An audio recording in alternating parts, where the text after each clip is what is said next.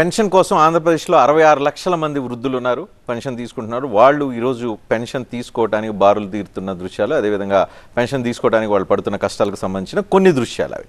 అయితే మొత్తంగా ఈ వ్యవహారం రాజకీయ రంగు పులుముకుంది. కొద్దిసేపటి క్రితం జగన్మోహన్ రెడ్డి పెన్షన్లు ఆపటానికి, లేకపోతే పెన్షన్లు ఇంటి దగ్గరికి రాకుండా చేసింది చంద్రబాబు నాయుడు.